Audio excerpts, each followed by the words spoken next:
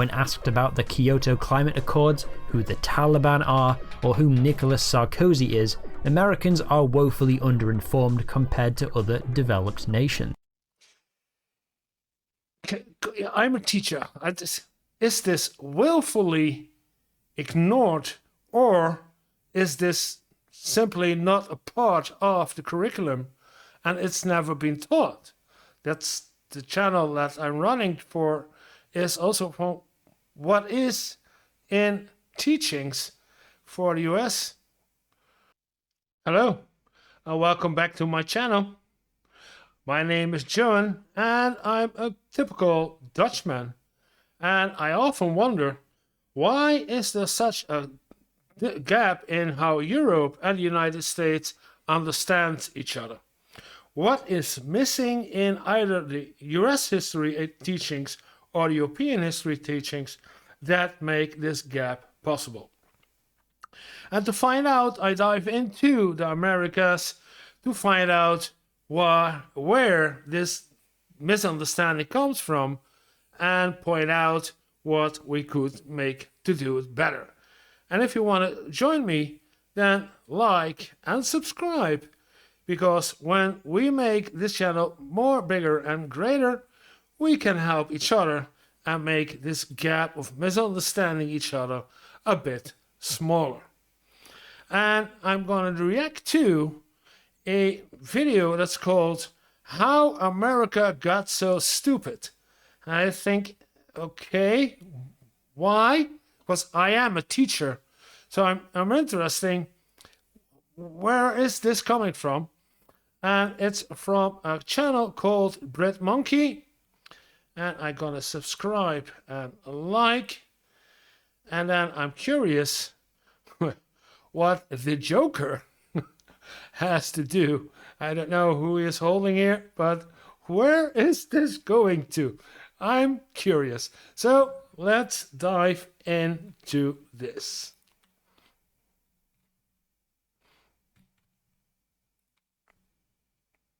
You want to know how I got this dislike ratio?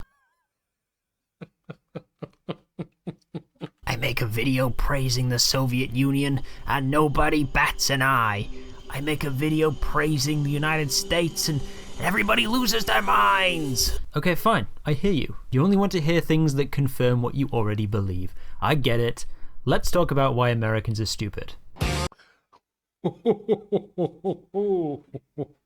Okay, Brit Monkey. So there's a British man. I got a tea. Coincidence that I have tea because I don't drink coffee, so I have tea. But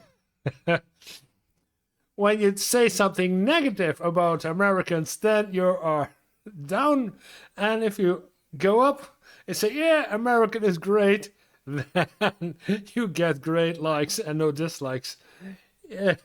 Yeah, and he says how America got so stupid. I'm curious where this is leading to. As another European looking at it. Maybe he's right, maybe he's wrong, I don't know. Let's go.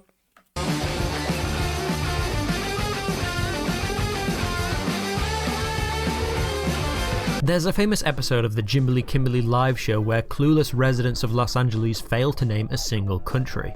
Is it South Africa? Yeah, the country of Asia. Greenland or Iceland or something? Although these are no doubt cherry-picked, and I'm sure if you stood in a big city all day and shoved a camera in people's faces and asked them questions, you'd be able to find 3 minutes worth of people who couldn't answer on the spot.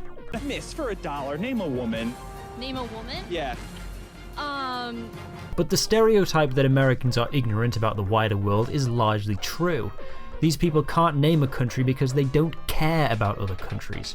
40% of Americans have a passport, compared to 66% of Canadians and 76% of Brits. In 1994, it was only 10% of Americans. But that doesn't mean Americans have gotten more globe-trotting since then. It was because after an above-average episode of the news, it became mandatory to need a passport when entering Canada and Mexico.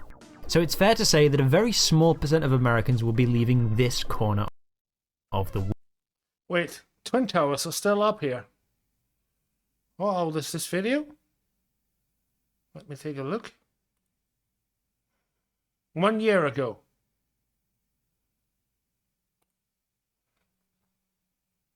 So it's an older. Was it because of the Twin Tower?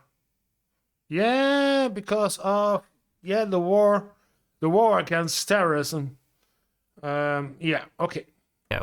So it's fair to say that a very small percent of Americans will be leaving this corner of the world. As I said in a previous video, America has all you'd ever want geographically within her borders. Why go anywhere else? The foreign cultures, maybe? Americans don't care about that either. The foreign cultures, maybe? McDonald's, yeah. Americans don't. It's funny to me that they've decided Americans are the only ones who might not realize they are foreigners.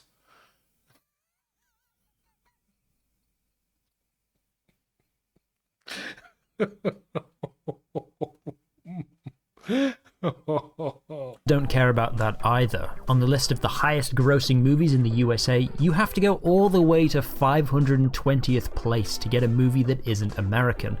It's Crouching Tiger, Hidden Dragon, by the way. Couldn't even beat The Nutty Professor. Somebody please check up on Ang Lee, I think he might have killed himself. Neither do global affairs hold the average American's interest. When asked about the Kyoto Climate Accords, who the Taliban are, or who Nicolas Sarkozy is, Americans are woefully underinformed compared to other developed nations. I'm a teacher. Is this willfully ignored, or is this simply not a part of the curriculum and it's never been taught? That's the channel that I'm running for, is also for what is in teachings for the US. In 2009, only half knew that last year's Olympics were held in Beijing. Oh, but of course, when asked to name American celebrities, they had no trouble at all. At the same time, we non-Americans are flooded with American culture. Some British people know more about American politics and history than their own. Once you're dropped into the trench, depth, or the z-axis is... It's Z-axis, you floppy-haired moron. France had to pass laws banning radio stations from playing too much American music. There are only 2 countries in the world where Coca-Cola is not sold. Wait, scratch that. This journalist from Finland bought a Coke at a water park in Pyongyang in 2017. And what's this hiding in the background of somebody's holiday snaps at the National Hotel de Cuba? Look, you know something's up when remote tribesmen in the Amazon rainforest who don't even have electricity know who Michael Jackson is. Americans used to be quite well read. After the Second World War, Americans consumed 63% of all the newspapers in the world. Yeah, okay. So, where did this coming from? Yeah. And they used this to their advantage. In 1948, the newly formed United Nations created a list of human rights that all countries should strive to uphold. One area that Americans were particularly interested in was this one, Article 19. Everyone has the right to freedom of expression and opinion, and receive and impart information and ideas through any media and regardless of frontiers. What the USA wanted was a completely level playing field. Anyone can buy any media from any other country. A global free market of ideas, released from the shackles of censorship. For if anyone can gain access to the truth, we cannot be marched into the same kind of ignorance and intolerance that characterized the Axis nations of the war. This is admirable. Yeah. And yet, because we are in 2025, and I would say the first 150 days of Donald Trump, this ignorance and, let's say, stupidity of a certain president who does not know how the world works and how it is. Yeah. Freedom of speech is a core value of the United States and many other allied nations. I did a video about this. Look it up, because Americans talking about the freedom of speech, and we in Europe, we are talking about the freedom of expression, just like in the Charter that was presented a couple of minutes ago of the United Nations. It's something different, the freedom of speech or the freedom of expression. But some delegates, like those from India, questioned the US's motives. If you believe in an equal access to information and culture, shouldn't you redistribute some of your media creating capacity to developing nations like ours, so that we have an equal opportunity to tell the world our stories? The Americans would not budge. Of course, they knew deep down that India was right. The American delegation to the convention was highly populated by journalists and media magnates. They knew that if countries couldn't afford their own news, they would be increasingly reliant on buying news from American wire companies like the Associated Press, which was good for both the media companies' profits, but also the US State Department, who would no doubt have been licking their lips at the prospect of 1 billion people reading news with a specific American spin on it. Of course, yeah. It's one, capitalism, making money of it. It's the primary goal of each and every American company, is making as much as profit as possible. Maybe not each and every, but most of the companies. And two, propaganda. We, the Americans, are the best that there is. In 1944, the Associated Press sold news to 38 countries. Within 8 years, that had doubled to 70 countries. In the 1950s, around half of films shown in European and Asian cinemas were American, 2/3 in Mexico, Brazil, and Argentina. Which makes sense. Americans made grand Technicolor films brimming with Hollywood sparkle because they could afford to. Whereas war-torn Europe, impoverished Mexico, and nuclear-obliterated Japan were stuck making small-scale comedies to keep up morale.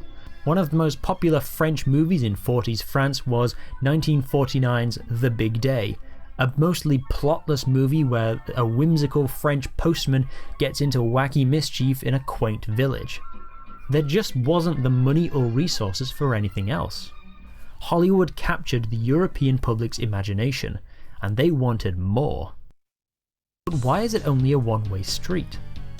Because while you can do or say whatever you want within the United States, the Constitution also says that the American government can regulate what goes in or out. During the Cold War, anything that might be considered communist propaganda could be seized by the post office and never delivered. Books or even souvenirs from communist countries, for example. Yeah, okay. Now we're talking about propaganda and censorship. Yeah. Pamphlets criticizing US foreign policy. Immigration reached a low point in the early 70s, with only 4.7% of Americans being foreign-born, limiting Americans' interaction with different cultures. Obviously, it wasn't totally like North Korea. Plenty of foreign movies and music were allowed into the US. But the media that caught on was either already Americanized, or so plastically exotic that it doesn't really say anything about the culture where it's from. The Beatles were British, yes, but they got their start covering American rock and roll musicians. When John Lennon stepped out of line, the American government made sure that he knew it. Movies imported from Japan were mostly samurai flicks, and very few movies set in the modern day. The film Ikiru is widely considered the best Japanese film ever made, if you ignore people who have never felt the touch of a woman.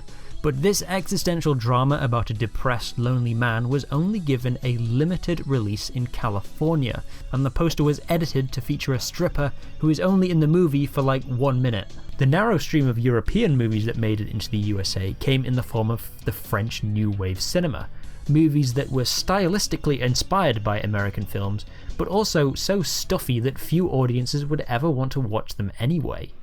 Qu'est-ce que ça peut te faire? Ça ne va pas, non? Non, rien. Je voulais dire cette phrase avec une idée précise. Je ne savais pas quelle était la meilleure façon d'exprimer cette idée. Ou plutôt, je le savais. Mais maintenant, je ne sais plus. This was further stifled by the Hays Code, a set of extremely strict regulations that were in place from 1934 to 1968. If you've ever wondered why old black and white films seem so dry, it's because of these rules. Some things that were completely banned from ever being shown in any film included bad guys winning, all movies had to end with the police outwitting the evil criminals or the criminals causing their own demise. Any nudity, even the silhouette of a booba, is an instant ban. Blood? Yeah. Okay, back, because that's what I'm talking about. Included. How does it call this? This was further stifled by the Hays Code. The Hays Code. Okay. Any nudity, even the silhouette of a booba, is an instant ban. Blood or dead bodies. When people get shot in old films, they usually just clutch the wound, but no actual blood is seen. Pointing a gun at somebody in the same frame. This is why guns are always held at waist height. Kissing for longer than 3 seconds. Interracial couples. White people as slaves. Criticism of religion or of any other country. All in this? Oh man. Naturally, this prevented the more artistically liberal European films from Yeah.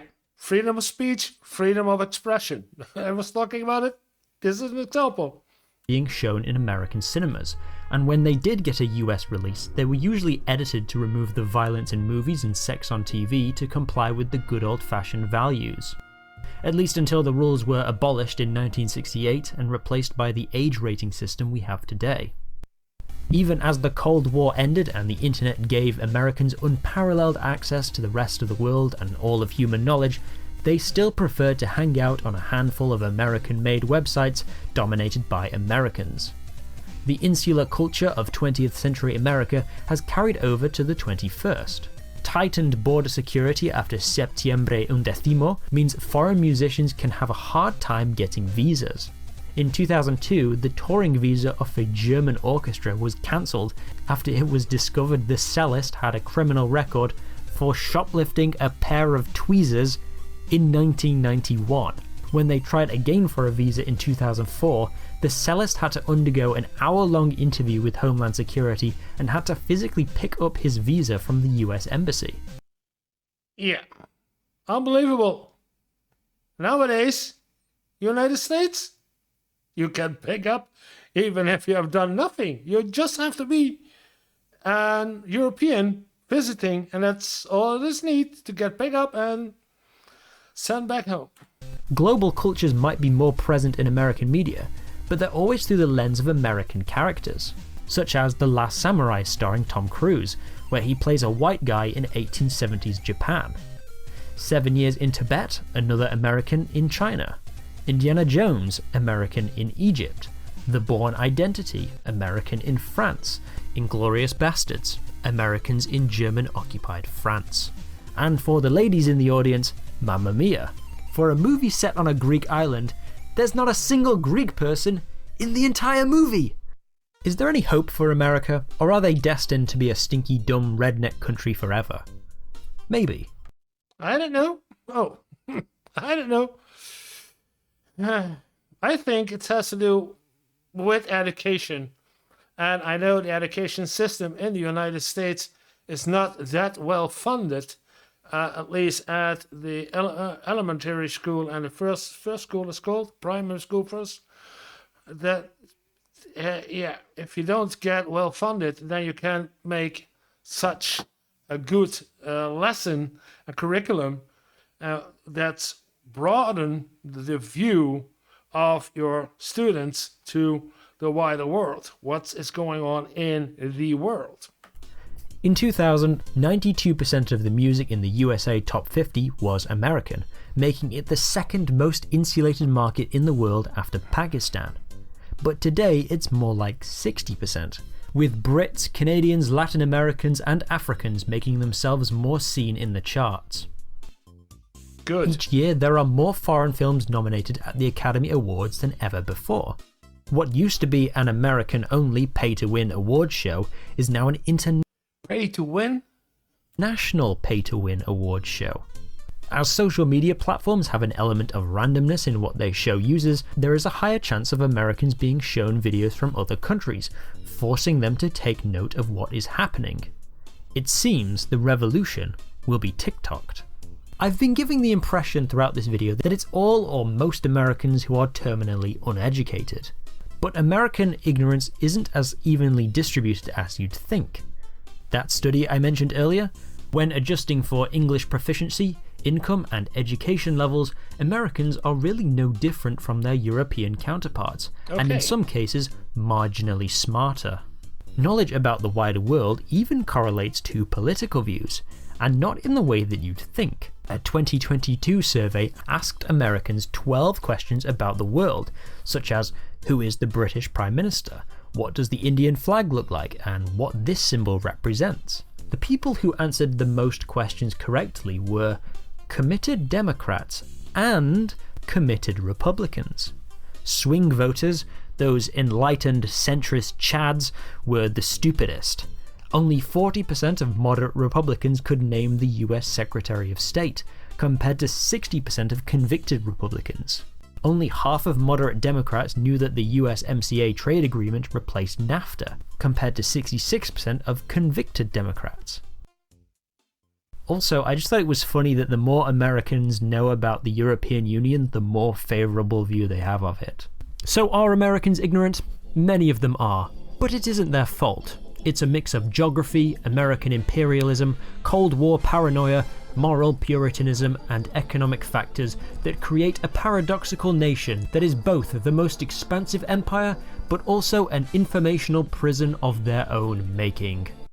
Yeah, and what I find strange in all of this, and you see, I was talking about American, 119 bases in Germany, 44 bases in Italy. So the Americans, the American army has bases all over the world, and I believe in total 270 bases are around the world. So American soldiers get in contact with other cultures in other nations, and what they bring back to the United States when they return from their duty, that should be a bigger part. But as I heard from somebody else who was living on the base, that you're living on the base. That's it. You go out sometimes, but the base is the base.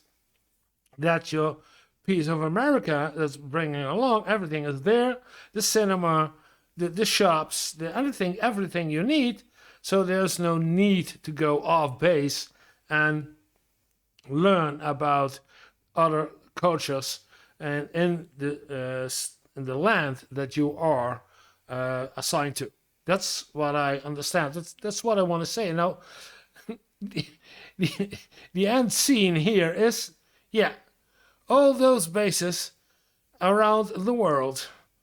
It's, God bless you, stupid bastards.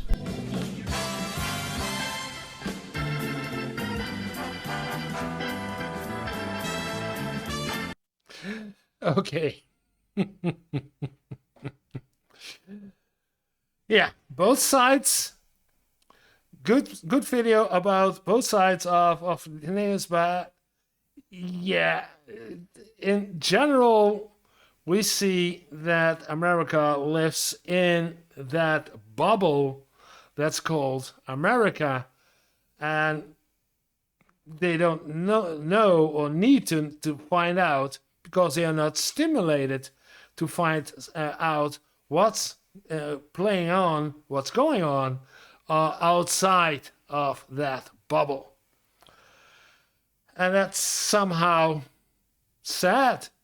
On the other hand, the born of YouTube and all those other social media sites brings knowledge back into the United States, and hopefully that this will have the impact of a next generation that has more knowledge about the world and how the world works, and make better decisions on who they're gonna vote for as president. Sorry. Well, if you liked the video, then press a like and subscribe if you want to see more. Press the notification bell, and I will see you in the next video.